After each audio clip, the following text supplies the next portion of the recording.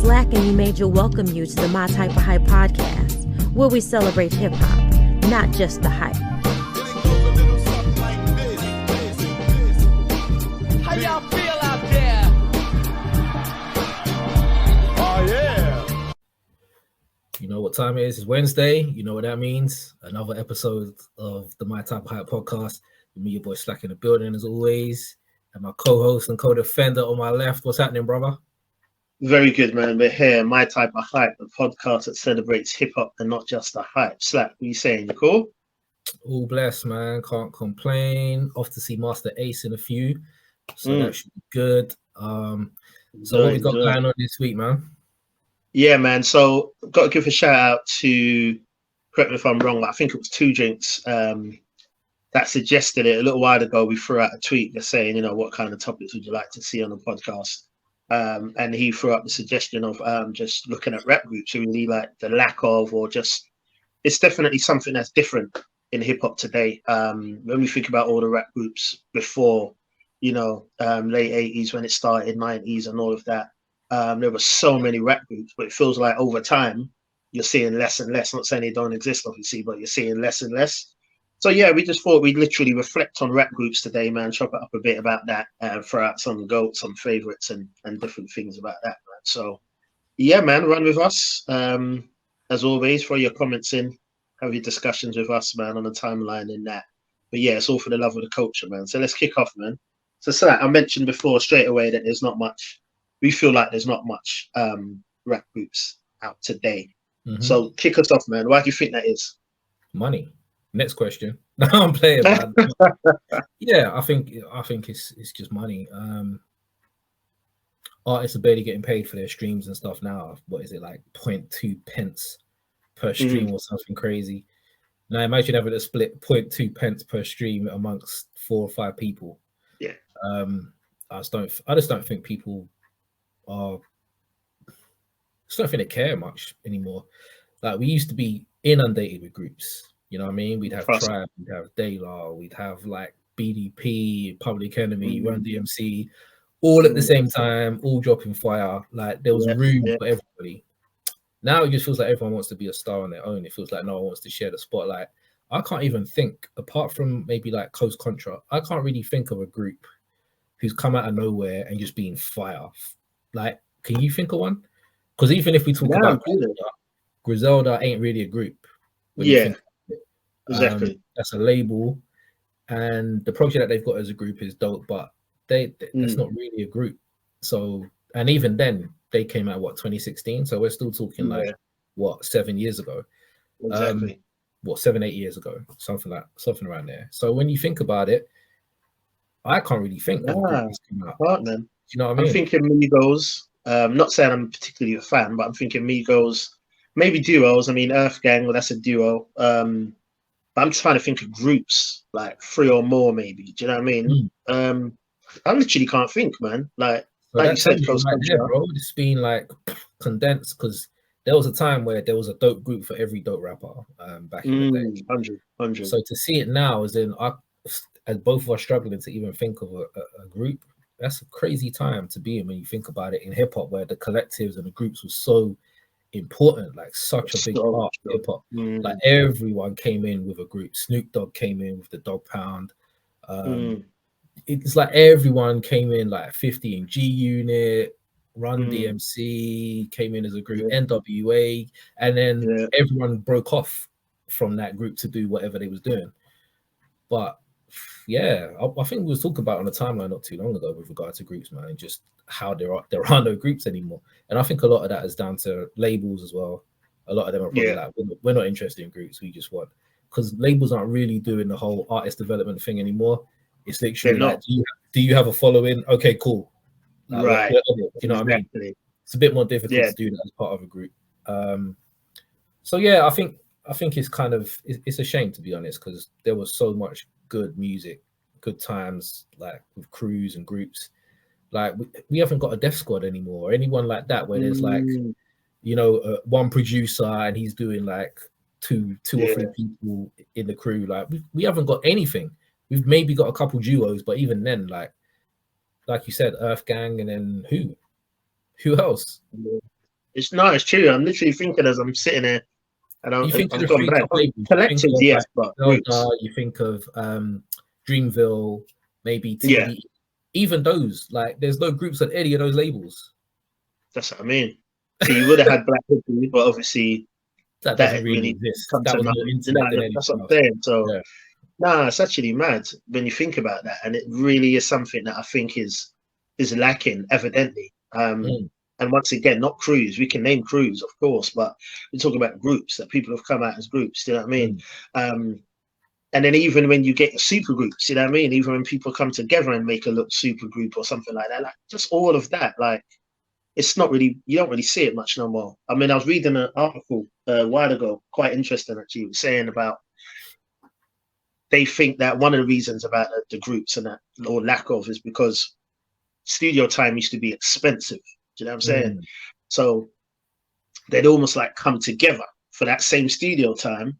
You're splitting it 3, 4, 5 ways or what have you to throw a verse on, and you're utilizing that studio time.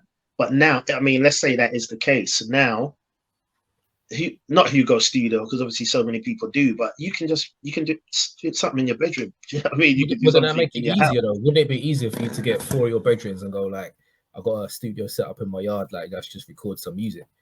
So Not if it's for the Yeah, I hear that. But if it is for the sake of what I mentioned about being cost effective, why mm, they had groups to split the cost of the studio, then they mm, wouldn't think that because it would just be like, oh, I can do this. And like you said before, a lot of the focus is on the star. I mean, we're guilty of it as well. When you look at a group, one of the first things people do and we do is like, who's your favorite? Which ain't a bad thing at all. But when labels start doing that and trying to push that one person, like sometimes that's how a lot of groups have broken up and had the fallout because the focus or the attention is on one member or two members out of the group.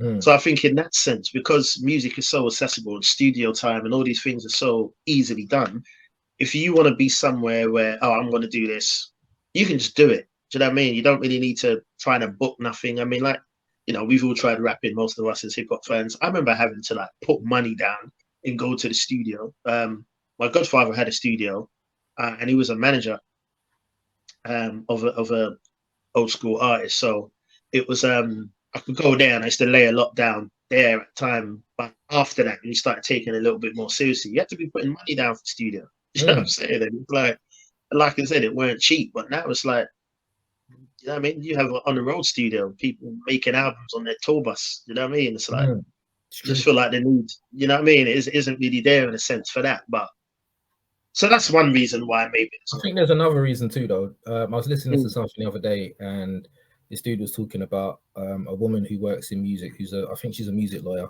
and she was saying she won't take anyone on who refuses to sign a separation clause in the contract. So okay.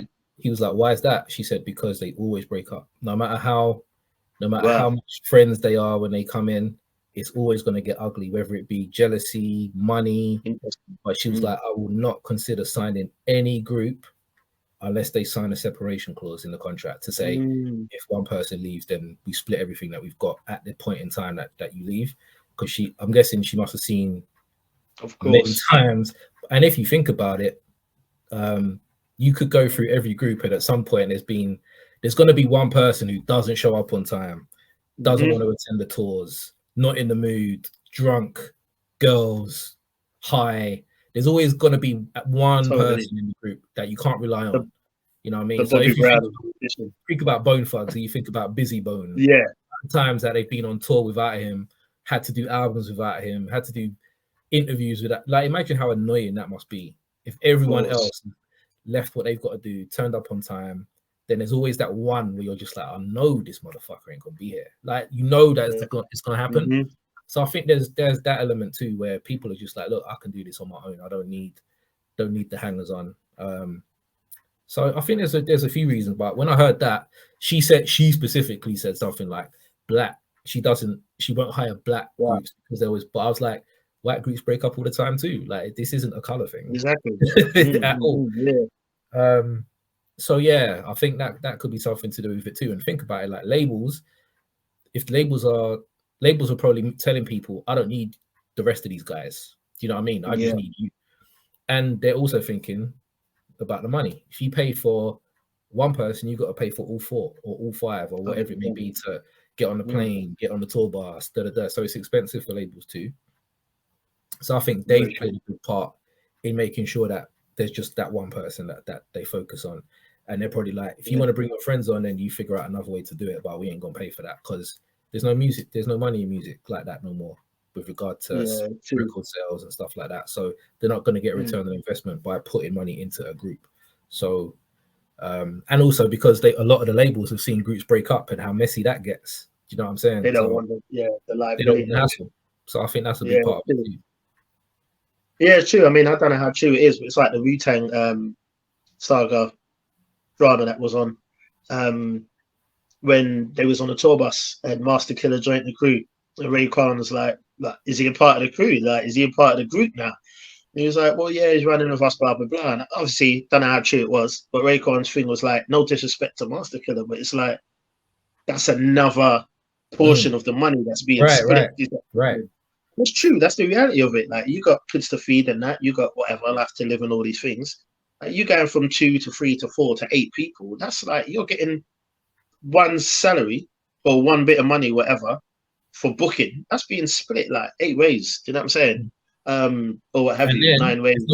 It's not always going to be split equally either, because one person's going to be like, hold on a minute, I do the beats. I did this, right. I did this. Right. I did the arrangements. So why are you getting the same amount that I'm getting, which is totally fair. So why would anyone get the same amount of that RZA gets? Considering he does all the production, he raps on tunes too. He basically is what they say responsible for putting the group together.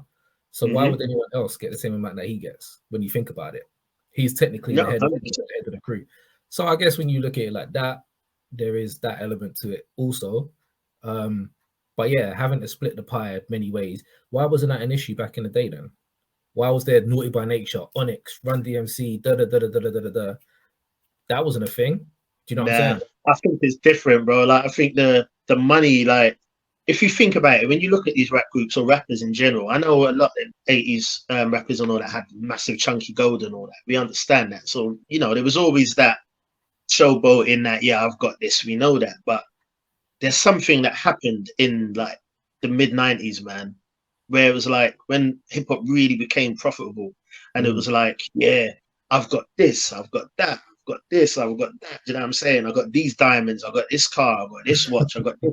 Because you know what it was like before. Like, you see rappers, they'll just be they'll just be dressed down. Like, apart from the chunky gold, do you know what I mean? They'd be dressed down more or less. Yeah, local designer or what have you. But now it's like all about the designers, all about the diamonds, all about the wads of money, the car. So if that's what you're aiming for, you can't be trying to be in a group because how's that being split across all of that? Do you know what I mean? I mean, I guess in today's world, is what you're talking about. Exactly, yeah, 100%. I mean, I guess in today it could because there's so much more money in hip hop today, but it feels like people have become more greedy because when you hear like watch old documents, man, documentaries and about hip hop and interviews, the focus was man, like I want to do well, I want to be successful, I want to be able to buy a car, I want to be able to buy my mum a house, I want my dad to be able to retire. Like those are like the goals. Now it's like that's just standard. They're minor things to do on top of all the other things that like people are trying to do now. Do you know what I'm saying? So I feel like people's goal and perception and what they want to achieve sometimes financially is just completely different. Do you know what I mean? But yeah, I guess money wasn't really tied as closely to music as it used to be. Exactly. Now it's literally like, I guess there was a shift at some point where, I don't know, someone must have said to these rappers, like, are you going to do this for free? Because rappers never used to care about going up to a radio station and dropping a freestyle and all this. Yeah. But now you get the feeling like if a DJ said, come to my station, drop a freestyle, they're going to be like, how much am I going to get paid for that? But before it was like, you wouldn't even think about asking to get paid for it. You just do it. Yeah. Because you got to show that you're the best and you're ready to rap whenever someone asks you to. I don't think that's the case now. I think everything is like, how much am I getting for that? How much am I getting for that? Yeah. Which is fine because it's their career. So like you said, you got bills to pay, you got a family to look after, and people are gonna be like, I'm not rapping for free. Why should I? And I can't really say nothing because a lot of these labels have been pimping these artists for way too long. So I'm totally down for them to be like, nah, I need to get paid for this. I'm totally with that 100%. But I think that that has definitely played a part in the lack of groups that we see now today. Yeah. I mean, I'm thinking about what Exhibit said when he was like, it's a shame niggas in the rap game only for the money and the fame, right? And then obviously Idi Amin is like, if you ain't in a rap game for the motherfucking cash, man, you know what I mean? So, like, yeah, that's what I'm saying. So there's a balance. We understand, like, you know, we're not just in it for the money, but I hear what Exhibit was trying to say is like, it needs to be about the passion. It almost needs to be like, it's about the passion and the money and everything is secondary. Do you know what I'm saying? I think those days are gone, man. I don't think that's what I'm saying. It's completely different. We'll ever get people coming. It's lucrative. Rapping. Yeah, I don't think that, because there used to be a time where you listen to rap on the radio and you'd be like, wow, how does he do that? Like you listen to Busta Rhymes on the radio, you're like, how does he do that shit? Like how can he take that beat for Put Your Hands Where Eyes Can See and put that flow to it? And, like, how do you do that? But now, everywhere you listen to, you'll be like, I could do that. Easy. You know what I mean? I could do that easy. Exactly. So I think the focus has been taken away from how good you are. It doesn't matter how good you are, that's been proven. Like, yeah, exactly. You've got people literally just talking bullshit on every song, but will still get streamed because we are now in the streaming era. So it's not about how good you are anymore. It's not about your passion. It's not how much you care about being the best rapper or being respected as a rapper or being respected for your pen. Like, how many people really give a shit about getting props? Like, at some point, someone has gone to these youngers, like, it's all about, you just need to get your business right. It's a business. Yeah. Like, it's a business now.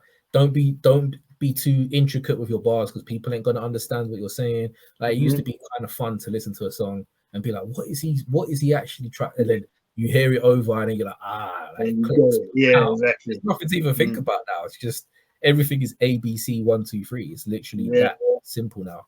So I think at some point they've been like, why are you going to put all this effort into making this, that, and the other? You're going to get paid the same amount that you get paid if you just put out some bullshit that people can dance to in the club, and you get more money off that, and then you can tour off that, and then you can sell your merch off that. It was never that before. It was like, I'm the best, I'm the best, will beat any of you guys.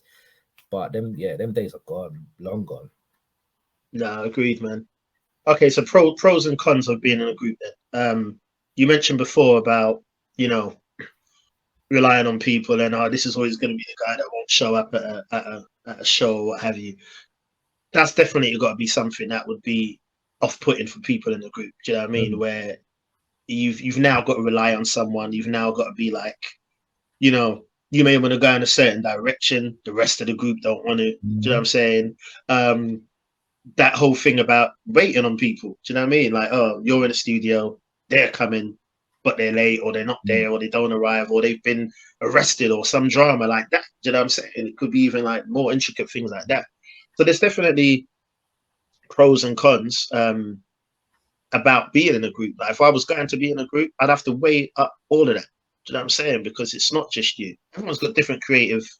That's a big part. I was just gonna say, like, let's say a group got a beat from Primo, right? You're in a group of 5 people. Three of the people are like, that's fire. 2 of them are like, what's the rubbish? So 2 of them are gonna have to write a rap to a beat that they don't like because they've been outvoted. 3 people have said it's dope. 2 of you have said that it's whack. So you still have to write some shit to it. So that's a con. But a pro, you don't have to write 3 verses for every song. That's one of the biggest. So a pro, you're like, rah. So I could be on a song. I just have to write a cool 16, and I'm good to go. Like ODB, for instance, like he wasn't on every Wu-Tang song. No, so he might. I don't even know if he wrote all these raps. I've heard that he didn't, but then I've heard that I don't know. So, but he might just do a quick 8 bar verse because he was just crazy, and people were just like, yeah, let's just listen to what nonsense he's got to say. Yeah. So he won't have to write 3 verses for every song and all this. He'll just do a little 8 bars, and then he'll get paid for that. Do you know what I mean? Exactly. So, true. Touring, recognition, fame. Yeah, exactly. Just for being part of the group. Yeah, look at Master Killer, bro. Like, I know I've heard some people, and you said it before. hip hop world is crazy, but I've heard some people say like, he's the best one out of the group. He's my favorite. Okay, cool. Everyone has their preferences, in it. But when you think about it, I may be completely wrong, but he didn't have more than 3 verses on that What the debut. debut album? Yeah, like did he even have 3? I'm I know sure. he's on chess boxing. But he only had a couple verses, and even on Wu-Tang Forever, he weren't like all over it. Like, but he's still firmly recognized. Obviously, he's got solo work. We understand that, but yeah, he's still firmly recognized and not disrespected as a member. He's a member, like of Wu. You know what I'm saying? So it's like that's definitely something that would be helpful. And I think, but like you said, man, in regards to the creative expression that someone may be writing on a beat they don't like, but like, let's be honest, even with me and you, when we was doing a podcast, when we was thinking, all right, what name shall we go with or what logo shall we go with? That's just 2 of us. And it can take a while because we're like, we want to both like it because we want to both be into it and support the thing. So imagine if it's like 3, 4, 5 people. You got 2. Do you know what I mean? It must be hard in that sense. But I guess I see the pros in it as well, because I think you're going to reach a huger fan base. You know what I mean? If you've got 5 people on there and you're all coming with different styles, some people may like him and him, some people may like him and her. Do you know what I mean? So it's definitely reaching out to more people in that sense. So I think in the sense of a group, if it's just you as a solo MC, people need to like you. Do you know what I mean? If you're a part of a group. And I think you've also got the opportunity to shine in a group as well, where you may not have been recognized as much if you was a solo MC. So you're saying someone like You God, for instance, he's recognized as a member of the Wu, but if he came out as a solo MC, no one really be too bothered about that. So yeah, that's true. You know what I mean? I wouldn't. If I heard You God, like I wouldn't even think anything about You God. Do you know what I mean? Unless everything was completely different, and he's gone with a certain pattern and style for the rest of the crew. But what we know of him, that's a great example, because I respect You God, and I like to hear his voice in Wu, and I respect him as a Wu member. But bro, I can't even say that I've even checked out his solo work. I've probably listened to a couple of projects, like skimmed through it, but they're not going to be ones that I'd be like, yeah, let me listen to You God. Do you see what I'm saying? But he's always going to get that. He's always going to be You God because of Wu. Exactly. Yeah. So there's definitely in that sense, and that was a good example. But it'd probably be so many more, like Vinny, Naughty by Nature. They're never going to consider. Send off Cypress Hill. Yeah, there's always going to be that person who's like, I would never listen to anything. Sun C on it. I didn't know until recently that Sun C had solo albums. I think I found that out over the last maybe 5-10 years that he had solo albums. But they're not actually that bad. But I know because even when he was on Onyx Tunes, he was like the one I was like, what is he saying? He's just like going crazy. But I didn't quite. So I was like, I'll never listen to a solo album from you, but I know you because of Onyx. You know what I mean? So yeah, I agree with that for sure.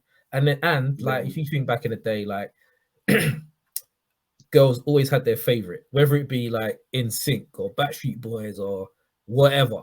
There's always the girls always had that one person that they would like. So that might open you up to a whole new audience just off the fact that girls might rock with this one member of the group.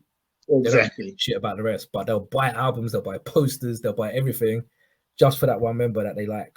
100%. And they might not all like the same one, so they might all have a favorite. So again, that will, like you said, that will open you up to a whole new audience that you might not have got otherwise. Yeah, it's like X Factor back in the day, innit? And when you have like Simon would have like, he'd be like, you guys are okay, but you're not that great to be standout singers on your own. So they bunch them together. Like when you look at not that I'm a fan, but when you look at like One Direction, they're one of the biggest pop groups in the world, maybe not today, but at one stage, One Direction. You look at Harry Styles, what he's gone on, you know what I mean, and all them things. But because I used to watch X Factor them days, I used to find it funny. All of them were like, I used to watch it for the humor of it.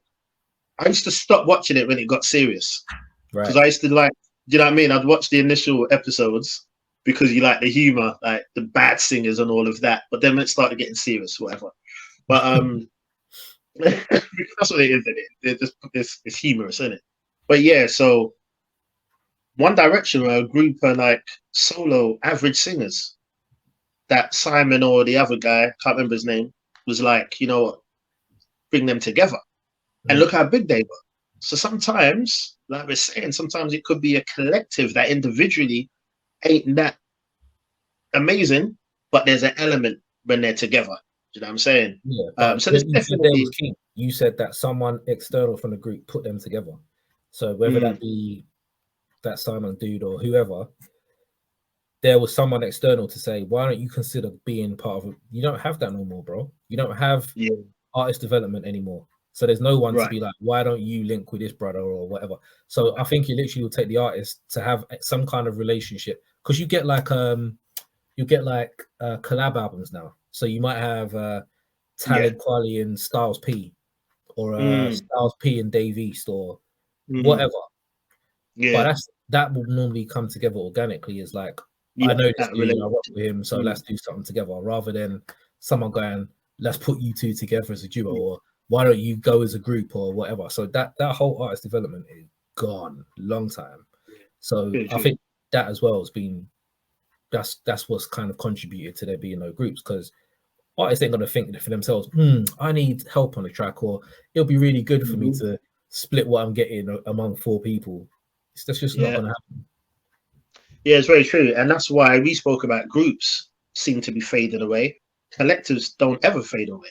When you think about it, like collectives and crews and just camps, they never fade away, because you're always going to have friends, innit? You're always going to have bridges, you're always going to have people you came up with, and they're always going to be the ones. I remember when Remy was talking about Terror Squad, when she was talking about, obviously, it was Pun that discovered Remy, or Remy was going up to Pun or what have you. And then obviously Pun brought her into Terror Squad. So when he died, she was thinking, what's going to happen with me now? But obviously, she still ran with them and blah, blah, blah. Do you know what I mean? But the truth is that it's that connection that you have, that you're like, yeah, this is my guy, this is my whatever. You come together and you have that organic bonding. But with groups, it don't seem to be there no more, because it's more official. But with crews, you can always name crews as we sit here. At the beginning, we spoke about groups, do you know what I mean? We was like, I can't think of a group. We could think about crews all day long. But yeah, it's definitely a missing factor, I'd say, in the genre today, because groups were fun, man. Like, yeah, man, that's it. Because you get a lot of these idiots like, oh, she's whack, but she's just having fun. It's like, okay, that fun word is something different now. Yeah, but back when there was groups, there was a lot of fun, because a lot of the group albums were fun. So yeah, definitely, man, 100%. All right, so let's break it down a little bit more then. So we're speaking about groups, and let's talk about our groups, like in a sense of our favorites and who we think are goats and that. So let's talk about our favorites groups. So if I had to say to you your 5 personal favorite rap groups of all time, could you do it? And if you could, what would you say? That is tough. Okay, so I'd say, all right, so off the bat, I'd have to go for Wu-Tang, like the biggest group ever. But it's funny, because I think I said the other day as well, like, there's only one group album that I like from Wu-Tang. Like, you do, yeah. I only really like the debut album. I don't really like any of the other albums like that. That blows my mind, bro. How can you not like Wu-Tang forever, man? It's not that I dislike it. It's just I just wouldn't listen to it on purpose. Like, if it's on, it's like, all right, cool. But I very rarely ever go back to the album, to be honest with you. There might be 1 or 2 songs on there, but to sit down and listen to that, no, I don't do that. To sit down and listen to 36, I do that all the time.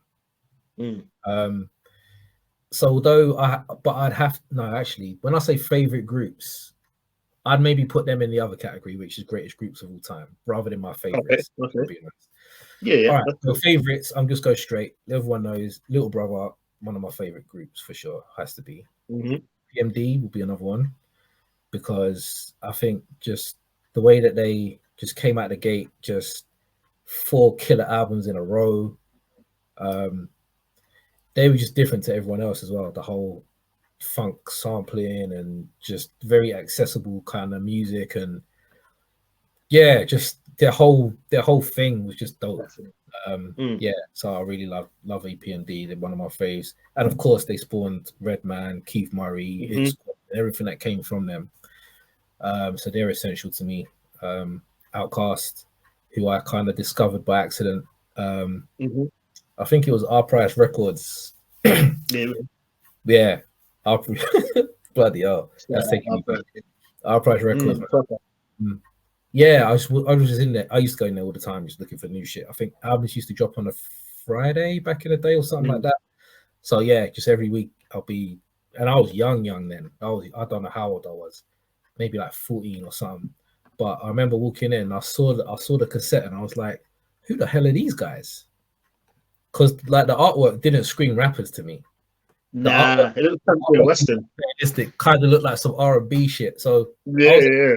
And even the logo, like Outcast, with the kind of crown and shit. I was like, I said, I'll give it a go, bro. That shit blew my mind. So yeah, the way that they just changed on every album, but it was still dope. Like, I don't know many groups or duos or whoever that can do what they did. To be honest. Exactly. MOP, because they're MOP, I think they're both like really dope rappers that I don't think they get props for, just because their music is so in your face that I don't think they get the props that they should get for that. And Gangstar, initially I was always like, Guru is dope, but his is mostly the voice, as he said himself. But as time went on, I respected him a lot more. I thought he was a lot better. Bro, let me stop you there. Let me stop you there for a second, because I need to be finicky here, bro. For you and for the listeners, let's chop it up a little bit. I know Gangstar would be classed as a group. I know that, yeah? If you put Gangstar, it will say group. I get that. Yeah. But can you really count them as a group, though? I know technically they are. Otherwise, you're saying it's Guru on his own. You're saying Primo don't count. No. What I'm saying is, like, I know they're a group, Eric being Rakim group, I get it. But like duos where only one of them rap, do you think it's fair to put them in a category against other people where there's multiple rappers? I mean, if it was just called Guru and DJ Premier, then yeah, but they're called Gangstar, which means that they're a group. Right? Yeah, that's what I'm saying. That's what I'm doing critically, because I'm trying to make it make sense. Technically, you could say J. Rue the Damager. Why is it different for J. Rue? Because Primo did every beat on both of his albums, but they're not considered a duo. But then Primo did every beat on the Gangstar albums, but they are considered a duo. So I can see what you're saying. That it does make sense. Yeah, it's funny because the only reason I brought it up, because I've had so many like back and forth on the timeline about that topic, because it sounds like I'm losing my mind, because I get it, and they're a group. Yeah. If you said to me a Gangstar, I'm gonna say they're a hip hop group. Eric being Rakim, they're a hip hop group. They are. But when I'm looking at sort of like comparing, and I think sometimes there's something in me that always feels like, is it fair to put like Gangstar? Four MCs against one. Yeah, do you know what I'm saying? Because Guru done all the rapping, innit? But I get it though. They are a group, but I don't know. Listeners, put your comments in, man. You know what? You make a good point, because the comparison I just put together is exactly like you have the same producer, just with a different MC, but one of them is a group and one of them isn't. So that doesn't really make sense. If Primo and J. Rue had a group name, then you'd be like, all right, but they never did. But Primo did all the beats, J. Rue did all the rap. So why is it different from Gangstar? Do you know what I mean?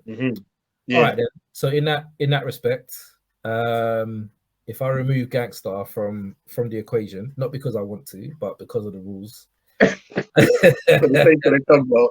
it weren't for that, bro, they'd be right there for me too. You know that, but split hairs, split naps.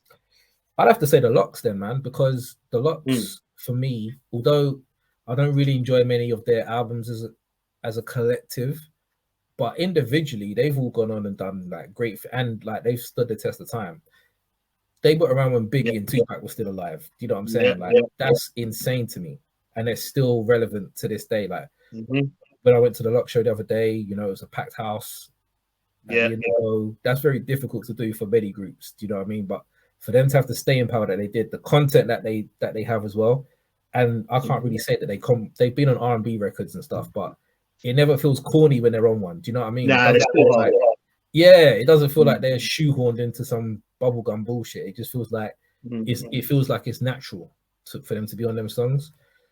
So yeah, like they've maintained a very high standard. They've all grown as men from where they were. Like Styles is doing his smoothies and vegan and all that shit. Jada's doing his thing. Sheik's doing his thing. So I'm just like, you have to respect them, man. Like they've done everything. They've been in beefs. They've done amazing songs. They've got verses on pretty much everyone's big records at some point in time. They did real fallout either. No fallout. No, and if there was, then they've kept that shit in house, which I fully respect. So yeah, man, I've got to include them. What about you, bro? Yeah, man. Okay, man. So I'm probably going to echo a lot of what you said, but for the sake of my 5, Wu, definitely my favorite group of all time. And I agree with you in a sense of the work, the group albums that's been put out. 36, top 10 hip hop album of all time for me. But Wu-Tang Forever, I love it, bro. I could probably take 3 or 4 songs off of there. Other than that, in 97 when that dropped, bro, I was obsessed with it, man. Like, I still love it. Seriously, if I'm honest with you, I'll probably go to that today. I'll probably go to that more than 36. 36 is the better album. There's no doubt about that. And the more, the classic, the game changer. 36 had moments, though. It had moments. 100%. The whole thing's a moment. Boxing, Cream, the whole thing's a moment. 9 MCs together, the symbol, the everything. Forever just didn't have none of that shit, and the sound was different. That's it was there's no it was definitely crisper and more like 36 sounded like sounded like it was made in the basement. Underground. Exactly. Sounded like it was made in a basement. Forever sounded like it was made in a studio, if that makes sense. Like, 100%. Even the sound. It feels like RZA got money to make Forever. Yeah, and you could hear that. And I don't know if it's a nostalgic thing because of when it dropped and the impact it was for me personally when it dropped. Because as we've said so many times, man, it was that jiggy area, 97, even the skits inside of it, you know what I mean? Before Triumph kicked in on that second disc when Wizards talking, bro, it just sends chills up my spine. I love that album so much, man. Like I said, 36 is a whole moment. It's a game changer. Not one bad song on there. Whereas Forever is a double disc, but I could lose about 4 songs. You know what I mean? If Wu-Tang Forever was like 10 to 12 songs, I don't think it would be debated.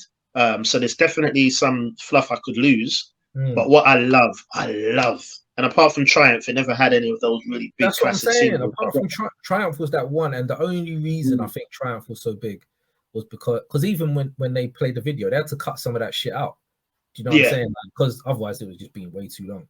So I think Triumph was good because number one, it didn't have a hook. Like there was no hook on there at all. It was just MCs. That was just not done back then, especially in 97. Everyone was coming with their little jiggy hooks and shit. So for them to come out with a song where every MC is just going hard over a crazy beat and there's no hook at all was different again. But apart from that song, when you think there's a double album, what else could you say from that album was big? I can't think of anything. For me personally, though, that's what I'm saying. Big as in singles, like out there, and the impact. Not even just singles, just songs that people go, bro. Like I can't think of anything. I really can't. So for me, that's what I'm saying. But for me, the impact on me, I definitely can. Like Triumph is like obviously a 5 mic single song. Do you know what I mean? Older Gods is probably the one I play probably just as much, like a lot. Probably the song I might play the most. You know what I mean? Older Gods. What's it called? Ray Golson, Jizza. MGM, even ODB's Dog Shit is hilarious to me. I love that. Bells of War. What's it called? Not Cream 2. What's it called? It's gone from me.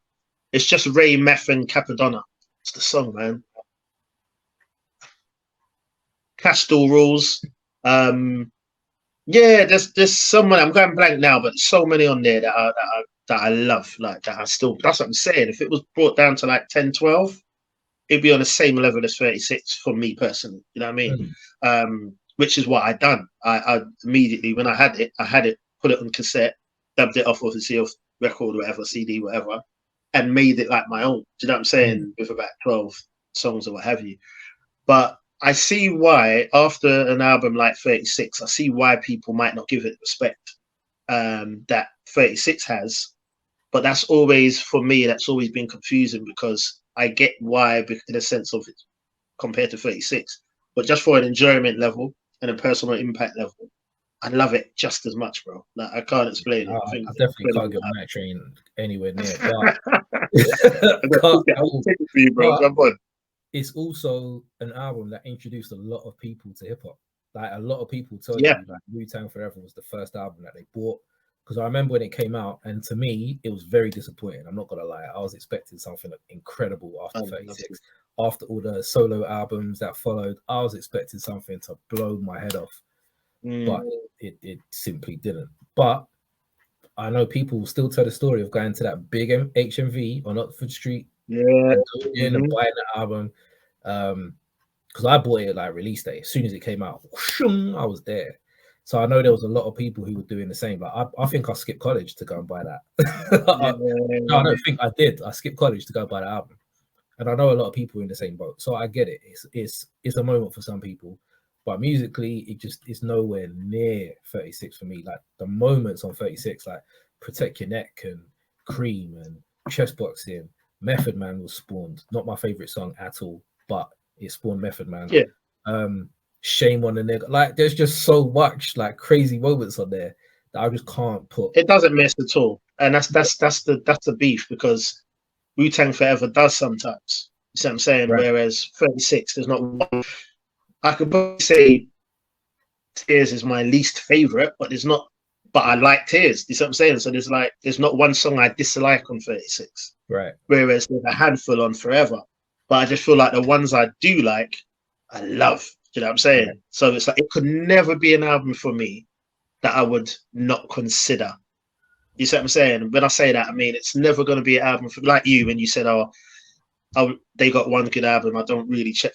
I could never look at Wu-Tang Forever like that. Like it's for me, I love it. Like the highs are really high. You see what I'm saying? But I get the argument why some people feel like that. But yeah, and then the albums that followed.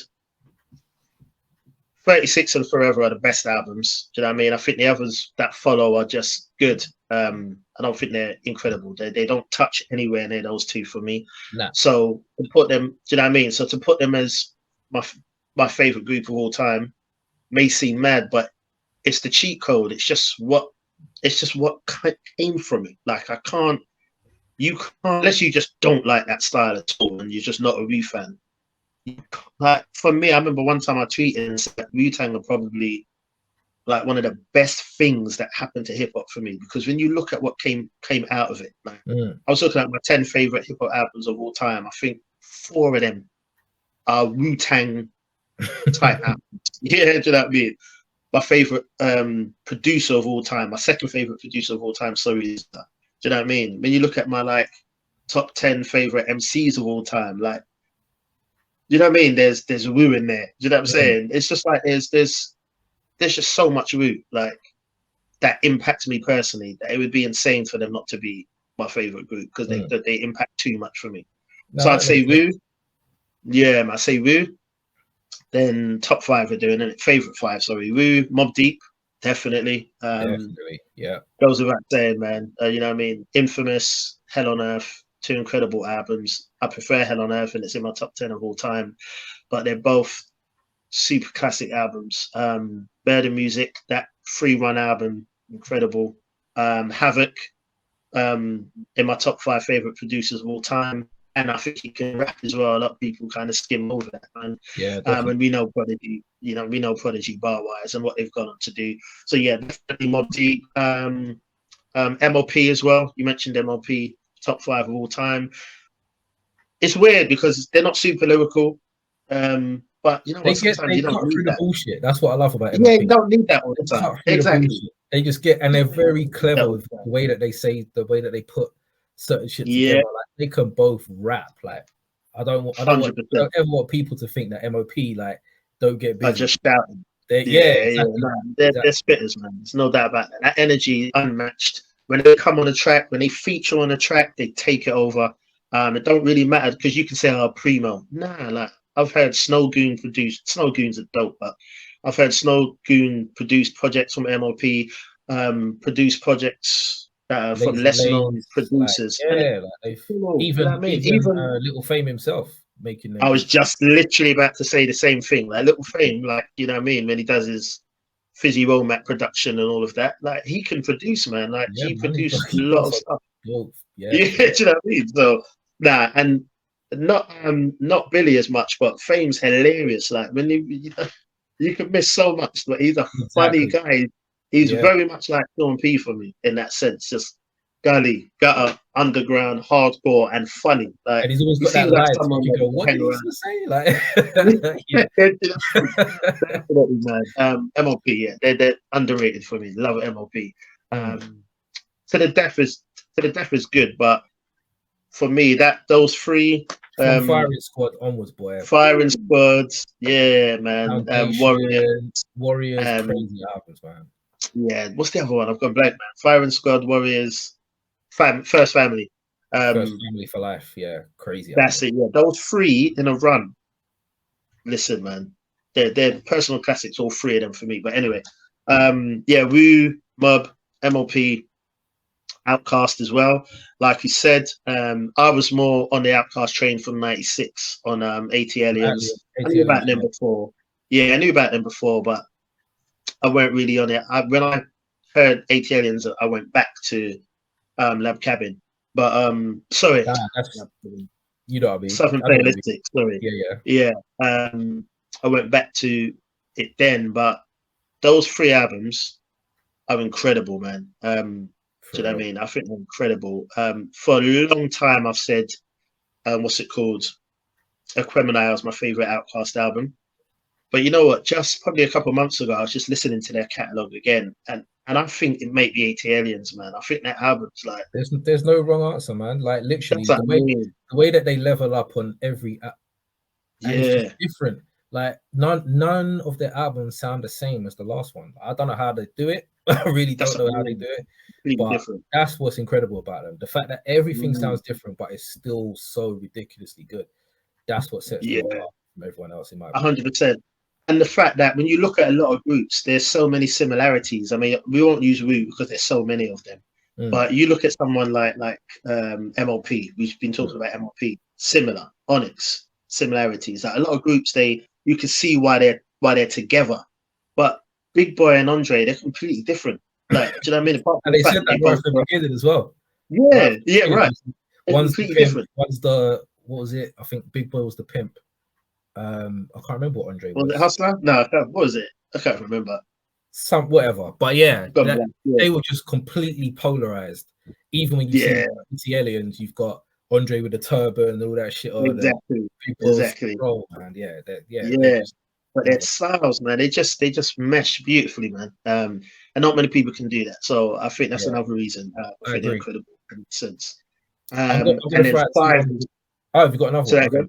Go on. Yeah, five was a tough one because that spot. Solely talking favorites, I was gonna put EPMD first. But I don't know, bro. I just kept getting drawn back to Das Effects, man. Like I love Das Effects, you know. Like, I love Das Effects. Trust me, man. There's something about them, man. I just love them, man.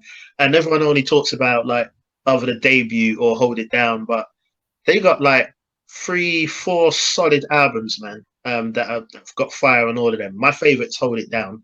But yeah, love Das Effects. I'm probably gonna put them in as my fifth, you know. Das Effects were victims of their own success though, because 100%. Do you know what I'm saying? Like, and even back then when it was like anti-biting, you can't bite no one's style, everyone was ripping Das Effects. So that made their style corny from the gate. So after the first album went platinum against everyone, like knowing that it was gonna do them kind of numbers, then it just went and everyone started trying to do the wiggity. So it just made their shit sound corny, which then negatively affected them, but it wasn't their fault. Like when they came out not doing anything that anyone else was doing, everyone decided to copy them, and then all of a sudden it's like, oh, they're corny. So I never looked at them as corny. I loved Never have. people didn't like their second album. I was like, what? That album's got Back in Effect and Yeah. what's the opening track is fucking crazy. What's it called? Mike something. I can even hear the beat now, bro. That tune is sick. And he comes in chatting about, I got the bats and balls, but now I need some action or something. Killed that shit. Underground rapper. Underground rapper. I love that tune. Yeah. Give it that microphone. Dark. Yeah, that's on the Straight Up Suicide album. Yeah. Caught in the Act. I like that album. Bro, this is solid. That one. The third album. Generation Effects. Yeah, they got 100%. You know what? Even the fourth album, Generation Effects. Yeah, that's what I was gonna say. That's fact they got the MLP on that hard. Yeah. Yeah. Good shout. Definitely. Man. That's people always only talk about either the debut or Hold It Down, but nah, they got they got I really like. That's a 100%, man. Even when we I went to their concert, it was the last hip hop concert I went to before COVID cancelled everything. I remember. That's a fact. Remember? Yeah, that's a fact. Yeah. That's it. So they were there, and they were I just remember and they were like talk about the victims of their own success and that, and they were like no diggity, and it was like I know you're thinking about that Backstreet shit, but we started this. You know what I'm saying? About Blackstreet, sorry. It's like no, man. That's effects, man. Yeah. So I'm saying definitely they got cloned and copied to death, man. I'm gonna go listen to that shit on the car on the way to Master Ace, man. I totally agree with you. Yeah, man. 100%. I got to throw out a couple honorable mentions, man. I know you're Mr. Honorable Mention. I've been good lately, though.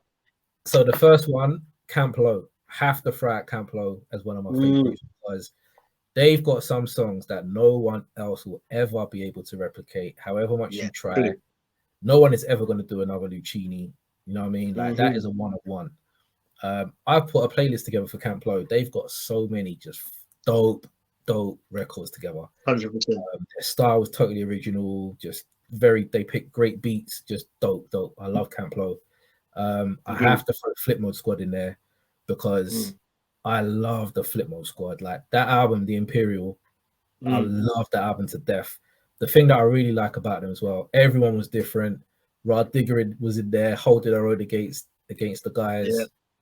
Buster doing his thing, of course. DJ Scratch on production. Lord Have Mercy. People used to act like Baby Sham or some dickhead, but nah, he wasn't. He had some nice verses on there. And I was really looking forward to their second album. It's just a shame that it never ever happened. But got to throw them in there. Two honorable mentions, man. Yeah, no, I hear that, man. That's a solid list, man.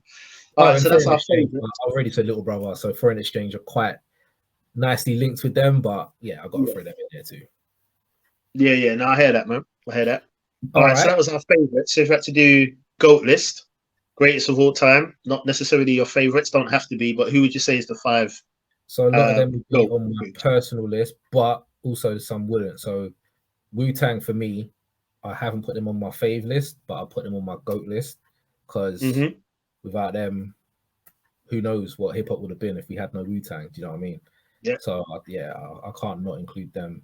EP19, as for reasons that I stated before, they've got to be on my GOAT list. Outkast have to be on there without a doubt. Run DMC, because without them, like they took hip hop to a whole new level. Like I was gonna say that they're the dopest rappers or they had the dopest beats or whatever, but as far as greatest of all time, you can't really not include Run DMC, man. Do you know what I'm saying? And then my last one would have to be Public Enemy.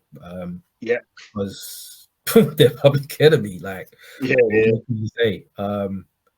Just who would have thought that Chuck D, along with Flav, along with everything else that Griff and everything else that was going on, Terminator X, like who would have thought that you put all of those totally different opposing personalities and everything together and you get what you get out of that? Like, man. Yeah, just dope. I would have said 8 Ball and MJG as well, but I kind of mentioned them last week, and so I didn't want to really repeat that, but they're high up there for me. UGK's high up there for me. Ghetto Boys are high up there for me. Yeah. There's a load, man, but for GOAT groups, man, I've got to go. See, I can't even put in Tribe Called Quest or Mobb Deep. Yeah. De La Soul. Like, there's just so many, man. But yeah, I'll have to go with those as my 5. Yeah, solid list as always, man. As I knew it would, a lot of ours match, but I'd say looking at the GOAT list, definitely Public Enemy. That's the first ones I put down. All the stuff you mentioned, and just the fact that for me personally, and like I've said a million times, my big sister who like schooled me to the game when I was coming into hip hop and that weren't just music, man. Like, nah, that's the for thing. us as well in the UK, like it was school. Like, they was teaching us stuff we weren't hearing or understanding. They was making us go and be like, what's this? What's that? Right. Here, it's not people you pull out your phone and Google anything that's going on now. We didn't have that then. You see what I'm saying? So they were more than rappers, man. That was like school. Do you know what I'm saying? Totally agree. That one of their albums, I can't remember which one it was. I don't know if it was Apocalypse or if it was Fear of a Black. I can't, one of them. But I remember taking it to my dad, like, and sitting down with him, listening to it, because he used to play it all the time. So he was literally like talking me through that, bro. Different times, man. But yeah, totally agree. That art is lost, man. Where you can still make good music, hard music, with a message, and still be so informative, man. And their live shows are second to none. I'll probably say them, or maybe Meth and Red or Redman. But I think I've probably seen them the live the most out of any rap group. Do you know what I mean? But Public Enemy, amazing. I think Public Enemy, definitely, man. Run DMC, once again, the reasons you said, like, hip hop possibly would not be where it is without them. Like, you cannot have a GOAT rap group list and not mention Run DMC. No way. Yeah, it goes without saying. Run DMC.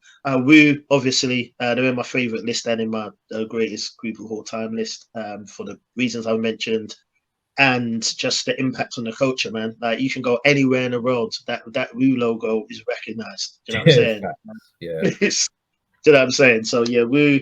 I wanted to give Sugar Hill a mention just for the sense of, you know what I mean, just the birth of hip hop, really, man, and the commercial success, and as a group, I should say, and just they didn't write their shit though. They stole. No, and that's why I said I wanted to mention them, because if we're talking about the greats of all time, they weren't great. So it was like, should I mention them? That's like calling Milli Vanilli like one of the greatest like duos in music. Do you know what I mean? Yeah. Do you know what I mean? Spitting Grandmaster Caz's raps, and then there was that whole thing. Yeah. Like, I respect what they did, but I could never put them on the greatest. Yeah, so I feel like I need to, like, if you're doing a Mount Rushmore, I wouldn't want to put them on there, but I feel like if you're telling the story of hip hop, they have to be mentioned. But yeah, so definitely PE, Run DMC, sorry, Wu-Tang, Outkast, I'm going to go with as well for the reasons I mentioned in the favorites list. And then there's also something in me that wants to say NWA. Now, I know that they, the first album is, or I should say, Shit Out Compton is the classic, the one that really blew. I did like the one that followed as well, Niggas for Life. I actually liked it. The production, the content did not age well at all, but the production was really good. You know what I mean? Even without Cube, I think it was a good album. But after that, obviously, there was nothing. But in a sense of impact on the culture, and once again, like, they're so recognized. And once again, like, for me personally, I need to stress that. For me personally, what Public Enemy done in the sense of being informative, NWA done a lot as well for understanding things on that side. Do you know what I mean? And for that, and they was dealing with a lot of issues, man, that probably people wouldn't really be gutsy enough to deal with. Do you know what I mean? And it was needed. Do you know what I'm saying? So, I'll probably go with those 5, man, for GOATs. Yeah, I mean, mine could definitely be switched around. Like, I could definitely find room for Day One. I could definitely find room for Tribe. Like, for me to not have Tribe like in my greatest group, Tribe, right for me, but like, how can I leave off Run DMC for what they did? Do I listen to their music as much as Tribe? Absolutely not. Right. But could I leave them off after everything that they did for hip hop from the beginning, before Tribe? It's tough, man. It's hard, but yeah, like, if I could expand it to like maybe 8 or 9 instead of 5. Yeah, exactly. That'll be a lot Yeah. easier because I don't want to leave any of them out if I'm being honest, man. But It's Trav definitely definitely. high up there, De La's high up there for everything that they did from the beginning. Their first 3 albums, just fucking just something that we'd never heard in hip hop. Do you know what I'm saying? Like, just they introduced me to hip hop. You know what I mean? Fire and Rising was my kind of official intro into hip hop, man. So yeah, that's a tough one, bro. That was a tough one. It is. What we'll do, for time's sake, let's just throw out a few groups that we feel are underrated, and then we'll wrap things up. All right. Just off the top, underrated, I go with Naughty by Nature. I definitely think they're underrated for the same reasons I spoke about last week on the episode. I'm trying to remember what he's talking about. What was he talking about? Yeah, it was underrated. Underrated, yeah. Underrated, yeah. Yeah, Naughty by Nature, definitely. I don't think they're mentioned enough. I think because of the poppy hits, but the album's hard. First 3, solid, and still got decent ones after that. Little Brother, definitely underrated for the reasons we've mentioned before. They came at a time and they were desperately needed. They don't have bad projects. Solo work as well as heavy as well. Lyrically, content, musically, with or without Ninth, you know what I mean? Let's not get it twisted. But yeah, definitely Little Brother. Was Dilated Peoples, hugely underrated for me. I don't think they have one bad album in their catalogue. You know what I mean? They've got about 5 albums. I need to check for them. I haven't really ever dug into their stuff, to be honest. Yeah, I remember you saying, dope, but production as well. And I mean, yeah, I like them, man. Same energy. They have Iris Science, Fabulous. Listen, what the hell am I talking about? Evidence. Them together as well.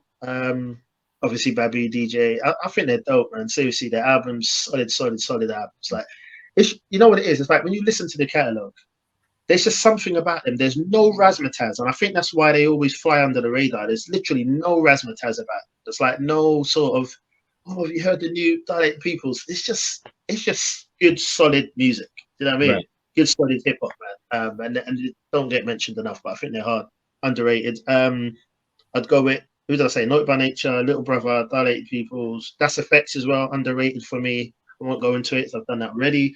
But for the reasons we understand, and I'll say Bone as my last ones. I just wanted to throw out 5 groups that I think are underrated. I think Bone Thugs, man. Same reason Das Effect should get the props for that style and coming out with something different. I think Bone should get the same. Their first 3 albums, hard for me. Creeping on a Come Up, East 99, and Art of War, all hard. Same thing. Individual styles.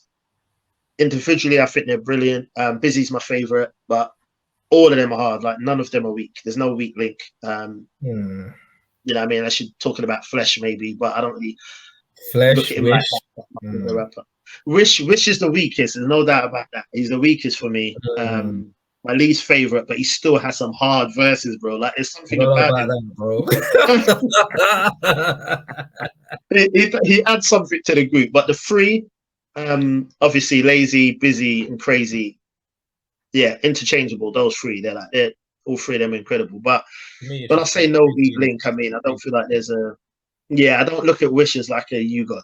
Like, no disrespect to You God, but I don't look at Wish like a You God. Do you know what I mean? That's why I say no weak link at the 4. But yeah, Bone, I think underrated, man. I think he got solid albums. But yeah, that's me. Who would you say? All right. Underrated. I would say Camp Low. 100. Yeah. Yeah, they definitely don't get the recognition that they should. Coast Contra. I think people need to really start understanding how dope these guys are, and I hope that their time is coming soon. It's coming, man. I can feel it, definitely. Yeah, because them guys are just rapping crazy in 2023 that no other group is doing, if we're being completely honest. So definitely Coast Contra. Their album was good too. And yeah, there's more to come from them. Who else would I say is underrated as a group?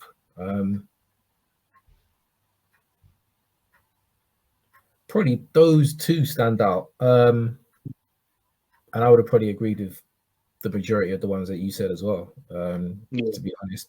Dog Pound, I think, are underrated, but only because everything after their debut album just wasn't anywhere near what the debut album was. they definitely should have been way bigger. But everything that was going on at Death Row, I understand why they're not. Do you know what I mean? There was a lot of distractions outside of what's going on with the music, so I get it. So yeah, I'll just go like 3-6 Mafia. I think they're underrated, considering that pretty much everyone nowadays is doing some kind of version they were doing years ago. That's a good point. So I think that their influence was crazy, considering the time that they did it as well, like late 90s that they came, mid 90s that they came out. A lot of their beats and stuff, like you listen to a lot of their beats, man, the beats were crazy. Like some of the samples that they were using, like they got a beat where there was a dude coughing. I think Ludacris used it on one of his albums. It's just a guy going. They sampled that, and the beat is fucking insane, man. Yeah. Put up to them, man. 8 Ball at MJG, definitely underrated. Yeah, 100%. UGK are underrated. Yeah, I'll go with those. Yeah, solid list, man. Solid list. But yeah, man. So you know who else I liked? Honorable mention before we wrap up. Dude. I think the Loonies' first 2 albums were really good. Thank you, bro. Thank you. Yeah, they didn't even mention them. That's actually terrible. They never get mentioned. Fully Man, agree. I thought both of them dudes could rap. Like Yuck Mouth. Fully agree, bro. Yuck Mouth is a nasty MC. Everyone will speak about the debut so much, but and it's sick. I like it, but bro, I killed that lunatic music. You know? Yeah. I like that album a lot, man. Yeah, they have some tunes on there. Yuck Mouth. Like, no disrespect to Numbskull, but Yuck Mouth, man, he was hard, bro. Like he was spitting. Yeah, definitely. And his solo works decent as well. Yeah, he's got some good solo albums too, man. For real. Oh, that's a good shout, man. Loonies. Yeah, definitely. Good shout. Yeah. Shout out to Loonies, man. Those 2 albums, heavy. Yeah. Very good. All right, man. Yeah, man. We've slightly run over, but we had a good time. So we hope you did too. So catch us on next week's episode. As always, who knows what it could be. So from me, your boy Slack, as always, in the building, signing off, and my partner in crime on my left. Yes, E Major. Once again, thank you for tapping in. Truly appreciate all the support as always, man. Watching, sharing, commenting. Yeah, we really appreciate it, man. My Type of Hype, the podcast that celebrates hip hop and not just the hype. We'll be back with you again next week for another episode, man. So until then, keep it hype. Stay blessed. See you next week. Peace. Peace.